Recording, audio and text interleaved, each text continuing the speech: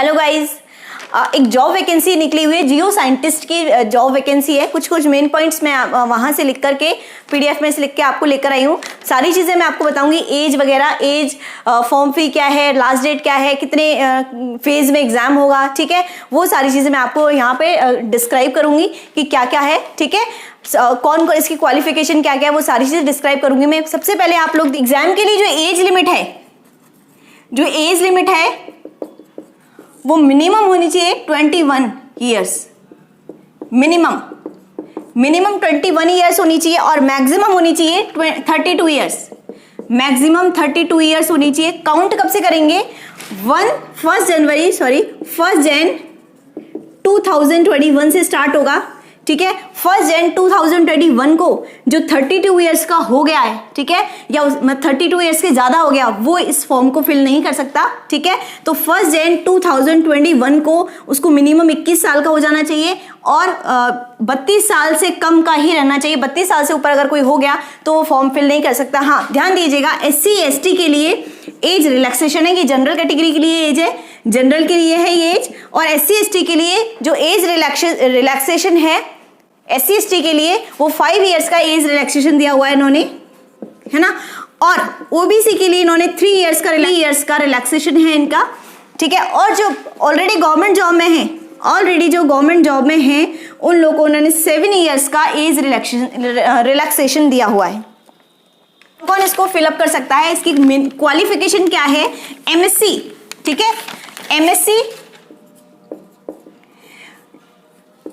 Applied chemistry वाले इसको भर सकते हैं, ठीक है। और जिन्होंने स्पेशलाइजेशन किया हुआ इनऑर्गेनिक में, ऑर्गेनिक में, फिजिकल में, वो लोग इसको फिल कर सकते हैं फॉर्म को। और जिन्होंने फिजिक्स में जिन्होंने MSc किया हुआ है, ठीक है, जियोलॉजी में किया हुआ है, ठीक है, वो लोग इनको फॉर्म को फिल कर सकते हैं। हम लोग केमिस्ट्री की बात करेंगे तो MSc केमिस्ट्री अप्लाइड केमिस्ट्री में किसी ने कर रखा है, एनालिटिकल केमिस्ट्री में कर रखा है, या प्लेन केमिस्ट्री। ऐसा होता है ना, कई यूनिवर्सिटीज में क्या होता है कि आपको स्पेसिफिकेशन नहीं दिया हुआ होता, आपको सिंपल केमिस्ट्री करवाते हैं, ठीक है। पर हम ज्यादातर यूनिवर्सिटीज में क्या होता है कि स्पेशलाइजेशन करवाते हैं, कोई ऑर्गेनिक में करवाता है, कोई इनऑर्गेनिक में करवाता है। तो सारे लोग वो MSc केमिस्ट्री वाले आप इस फॉर्म को फिल कर सकते हैं, ठीक है। और फीस की क्या रहेगी? ध्यान दीजिए, फीमेल के लिए, जो फीमेल कैंडिडेट्स हैं, फीमेल एस्पिरेंट्स हैं, उनके लिए क्या होगी? ये जो फॉर्म की फी होगी ये बिल्कुल फ्री होगी, फ्री ऑफ कॉस्ट, है ना, कोई फीस नहीं, नो फी, ठीक है। और जो मेल हैं, फीमेल कोई भी कैटेगरी हो, एनी कैटेगरी, और जो मेल है वो SC और ST के अगर हैं तो कोई फीस नहीं है उनके लिए भी। और जनरल बॉयज के लिए, जनरल और OBC बॉयज के लिए 200 है ना, ये फॉर्म की फीस है आपकी, ठीक है, जनरल कैटेगरीज के लिए। क्लियर? अब देखिए, आपको फॉर्म फिल किस साइट पे करना है? फॉर्म फिल करना है आपको www.upsconline, स्पेस नहीं है, upsconline.nic.in, यहां पे आपको फॉर्म फिल करना है, www.upsconline.nic.in, इस साइट पे आपको फॉर्म अप्लाई करना है, ठीक है। फॉर्म अप्लाई करने की 7 अक्टूबर को इन्होंने नोटिफिकेशन जारी किया है, 7 अक्टूबर, ठीक है। और फॉर्म फिल करने की लास्ट डेट है, लास्ट डेट क्या है हमारी? 27 अक्टूबर तक आप फिल कर सकते हैं। लेकिन ध्यान दीजिए, आप जल्दी फॉर्म फिल कीजिएगा, क्योंकि ये किस पर बेस्ड है कि first apply and first choice of centre, ठीक है। आप अगर जल्दी अप्लाई करोगे तो आपको अपनी चॉइस का सेंटर मिल जाएगा, और आपने यहाँ लेट अप्लाई किया तो आपको चॉइस का सेंटर नहीं मिल पाएगा। अगर मैं राजस्थान की बात करूं तो जयपुर बेस का सेंटर है, लेकिन आप जल्दी फॉर्म फिल करना, अदरवाइज सेंटर फिलअप हो जाएगा, ठीक है। तो आप ध्यान दीजिएगा, लास्ट डेट 27 अक्टूबर है, लेकिन आप जल्दी से जल्दी फॉर्म फिल कीजिएगा। अगर मान लीजिए कोई एग्जाम देना नहीं चाह रहा, ठीक है, और वो अपने फॉर्म को वापस लेना चाह रहा है, मतलब फॉर्म फिल नहीं करना चाह रहा, एग्जाम नहीं देना चाह रहा, तो फॉर्म जो वापस लेने, एप्लीकेशन को जो विड्रॉ करने की लास्ट डेट है वो 4 नवंबर से 10 नवंबर है। आप इस डेट के बीच में आपकी फॉर्म की जो एप्लीकेशन है उसको विड्रॉ कर सकते हो। 4 नवंबर से 10 नवंबर तक आप विड्रॉ कर सकते हो इसको, जो आपने फॉर्म फिल किया उसको। समझ में आ गई यहाँ तक बात? ठीक है। हाँ, जब आप फॉर्म फिल करोगे तो कोई आपको एक ID मांगेगा, वो आप लोग आधार कार्ड दे सकते हैं, पैन कार्ड दे सकते हैं, कोई लाइसेंस दे सकते हैं, या फिर अपना पासपोर्ट दे सकते हैं। लेकिन मेक श्योर कि जो आपने फॉर्म में फिल किया है, जैसे मान लो आधार कार्ड की आईडी आपने फॉर्म में फिल की है, तो वो आधार कार्ड आपको एग्जाम में ले जाना पड़ेगा, ठीक है। आधार कार्ड आपको एग्जाम में देखना, फोटो आईडी आपको वही एग्जाम में ले जानी पड़ेगी। क्लियर हो गई यहाँ तक, ठीक है। अब देखिए यहां तक हो गया ये। अब देखो इसकी जो एग्जाम की डेट है, पहली चीज तो मैं आपको बता दूं कि ये जो एग्जाम है वो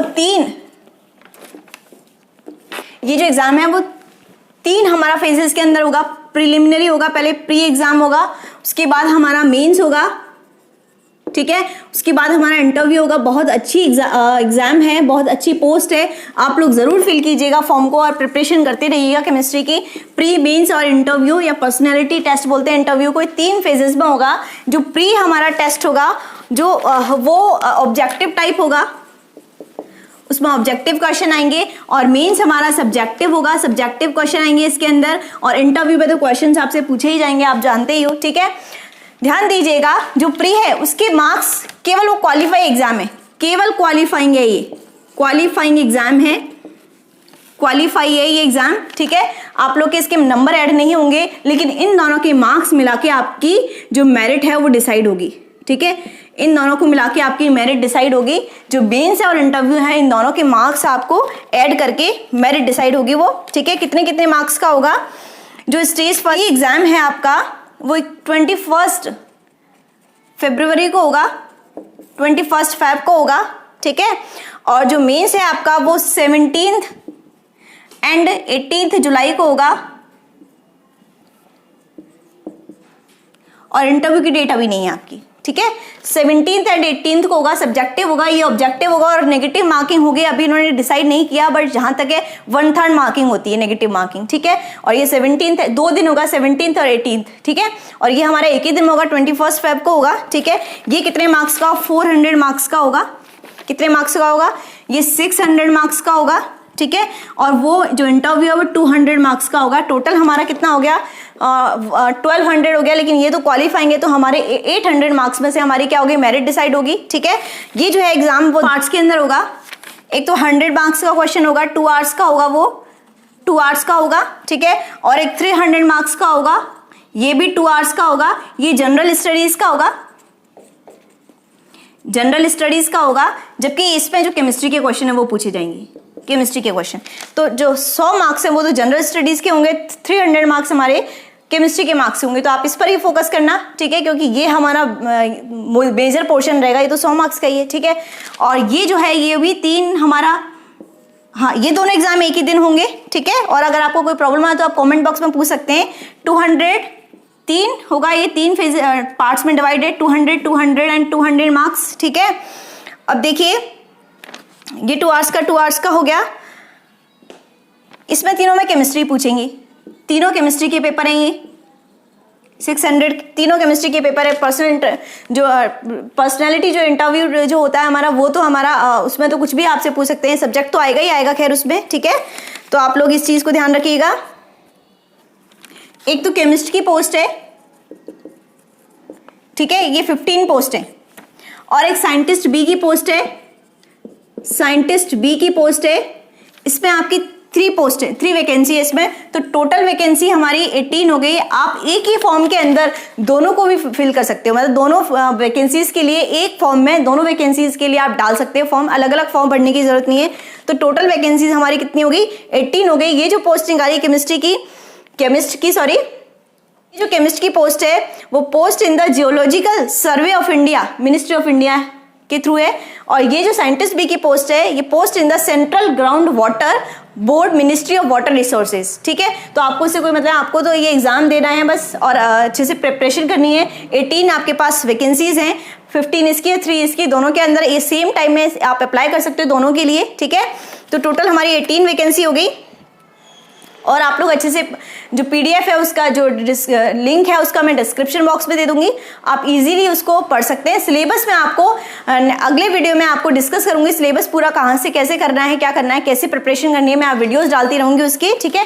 तब तक आप लोग इसके जो पीडीएफ है उसको अच्छे से पढ़ लेना, अच्छे से रीड करना उसको, मैं लिंक आपको दे दूंगी उस चीज़ का, और अच्छे से देख करके फॉर्म